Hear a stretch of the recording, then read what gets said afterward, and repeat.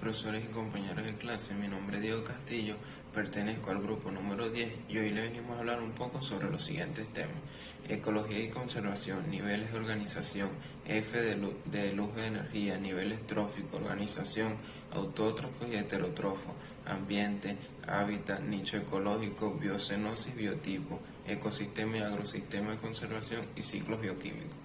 Mi tema a tratar el día de hoy es la ecología y la conservación.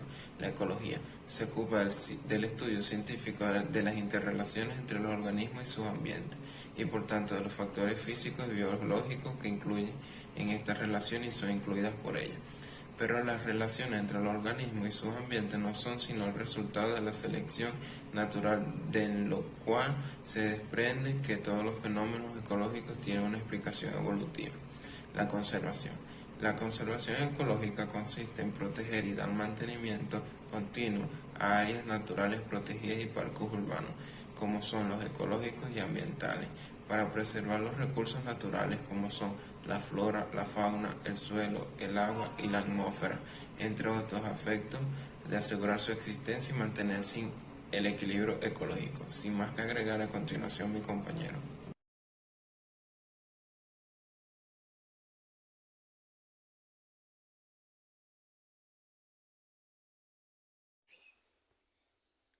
Buenos días, mi nombre es Laura Rivero y a mí me corresponde hablar sobre el ambiente y el hábitat. El medio ambiente es un conjunto de elementos físicos, químicos y biológicos, los cuales estos interactúan y se relacionan. El hábitat natural, como espacio físico, sin alterar, cumple las características adecuadas para el desarrollo de la vida en él. Un hábitat puede ser un charco o una pradera. La clave está en que las condiciones en el espacio sean las adecuadas para los determinados seres vivos. Muchas gracias. Muy buenos días, mi nombre es Daniel Chirina y me toca hablarles sobre nicho ecológico, biocenosis y biotopo. Nicho ecológico. A su vez, el nicho ecológico es la estrategia de supervivencia utilizada por una especie que incluye la forma de alimentarse, de competir con otras, de cazar, de evitar ser comida. Por lo tanto, es la función que cumple una especie, animal o vegetal, dentro del ecosistema. Biocenosis. Hay que pensar que los organismos vivos interactúan dentro de la biodiversidad de la Tierra con su medio ambiente en diferentes niveles, y la biocenosis, también conocida como comunidad biótica o comunidad ecológica, es una comunidad de organismos mutuamente condicionados que ocupan un territorio del biotopo, que provee las condiciones ambientales para su supervivencia de su supervivencia. Biotopo. Un biotopo es una zona con unas condiciones ambientales determinadas donde viven un conjunto específico de seres vivos. Biocenosis. Limitar el biotopo no es tarea fácil. En muchas ocasiones, el biotopo o medio físico en el que habitan los seres vivos de un ecosistema vienen determinados de los factores abióticos. Muchas gracias.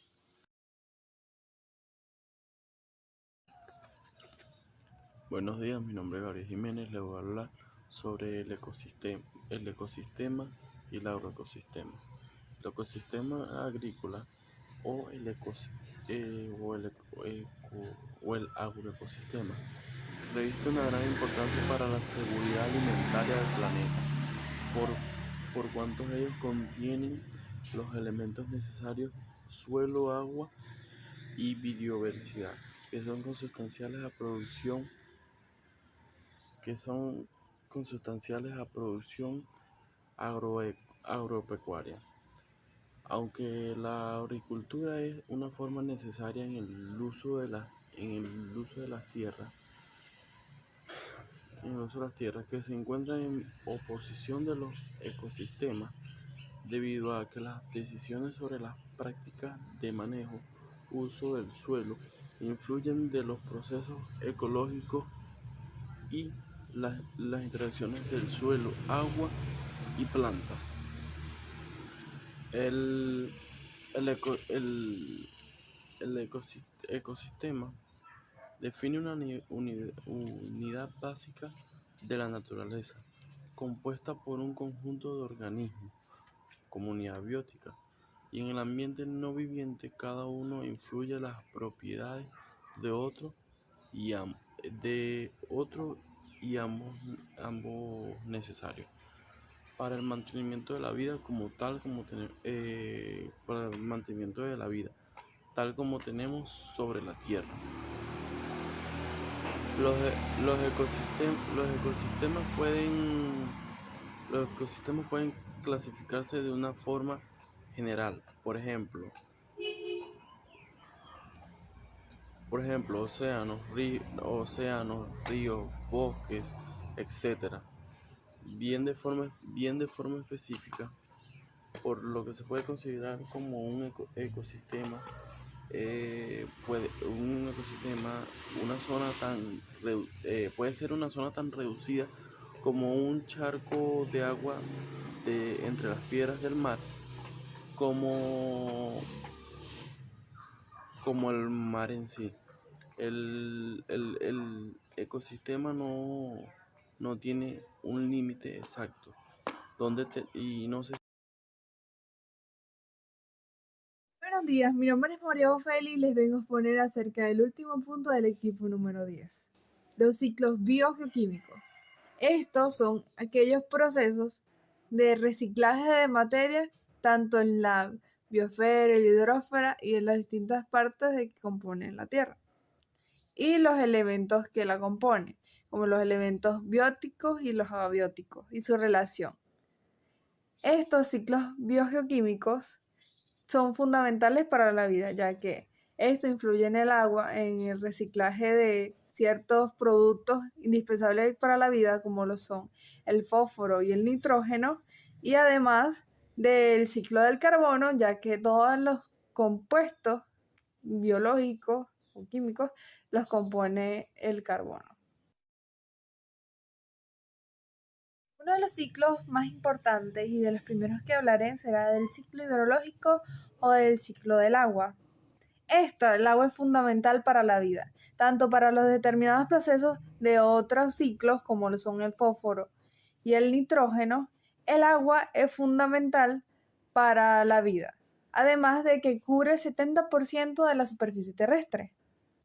El ciclo del agua está caracterizado por lo siguiente: precipitación, escurrencia, infiltración, evaporación y condensación en los distintos estados de la materia, como son el estado sólido, líquido y gaseoso principalmente.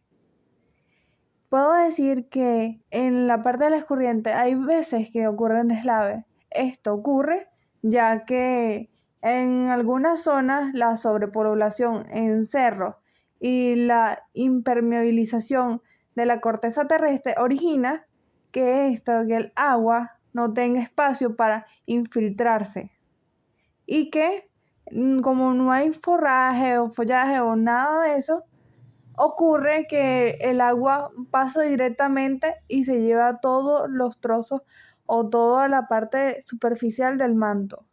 ¿Qué es lo que ocurre con los deslaves? Como recientemente lo hemos vivido en Venezuela. Otro de los procesos importantes a mencionar es el proceso del carbono. El carbono está presente en todas las células y su uso es bueno. Realmente el carbono es indispensable. La cuestión es que el dióxido de carbono emitido por este proceso se ha incrementado cada vez más, ocasionando el efecto invernadero en la Tierra o en la atmósfera, lo que hace que el clima cambie, las temperaturas no sean adecuadas para la proliferación de la vida, aparezcan enfermedades, entre otras cosas. Para explicar este ciclo del carbono, usaré este gráfico. El CO2 lo emitimos cuando respiramos, se descomponen ciertos desechos de materia orgánica o las industrias lo emiten. Entonces esto es obtenido por medio de la respiración celular, la fotosíntesis por las plantas.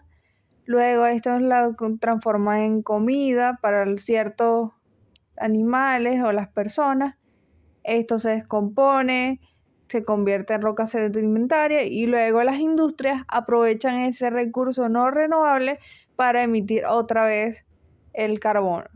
Se libera en el espacio, en el ambiente, en el aire, y luego este es obtenido otra vez por las plantas.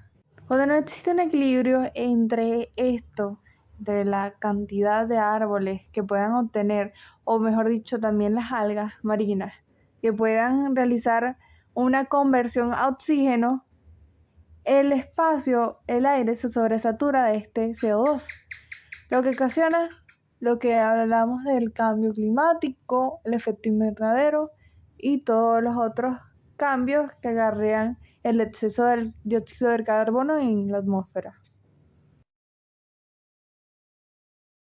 Uno de los procesos por mencionar es el proceso de nitrógeno, indispensable para la vida ya que está en las moléculas de ADN y las de ARN. Además de que los humanos y algunos seres vivos no pueden fijar el nitrógeno, pero las plantas sí, o las bacterias. Este proceso se llama fijación de nitrógeno y es la forma en que las bacterias convierten el nitrógeno en forma de materia utilizable para las plantas. El nitrógeno sea bueno, el exceso de este puede causar la eutrofización de algunas zonas, ocasionando zonas muertas, o también puede ocasionar la muerte de seres vivos como algunas algas o plantas marinas o hasta plantas, ya que esto hace que la cantidad de oxígeno en la atmósfera se reduzca. Vamos a explicar este proceso de forma rápida. Las bacterias o las enzimas captan el nitrógeno. Estas luego, por medio de la fijación de nitrógeno, producen amoníaco, que luego, por medio de la nitrificación, estas se convierten en energía o en materia aprovechable para las plantas y otros seres vivos, y luego se expide en forma gaseosa en el aire, que nuevamente es aprovechado por las plantas o por las bacterias primeramente y posteriormente las plantas y así sucesivamente. El ciclo de fósforo es muy parecido al del nitrógeno y este también es un compuesto o un macronutriente aprovechable por las plantas y por los animales. Esto puede explicarse en este gráfico de la siguiente manera. Las plantas o los animales absorben el fósforo. Estos los convierten en compuestos, en desechos orgánicos, que a su vez van al suelo otra vez, y que estos se transforman por medio de la descomposición de los microorganismos, van al agua, luego estas van para las algas marinas lo obtienen, y posteriormente va otra vez a donde fue por medio de los desechos de estas aves. Ahora pues les comentaré acerca del ciclo del azufre. Este simplemente se aloja en las emisiones volcánicas de las industrias o de los desechos orgánicos. Posteriormente llega a las nubes, se convierte en lluvia ácida, llega a la superficie de la tierra. Esto luego es aprovechado como sulfatos por medio de las plantas, que a su vez alimentan otra vez a los seres vivos y a los organismos, que luego se transforman en desechos orgánicos, o mejor dicho, se descomponen por medio de los descomponedores, y a su vez es aprovechado por el carbón y el petróleo, que lo transforman las industrias por medio de la formación de sedimentos. Esto fue todo y muchas gracias por su atención.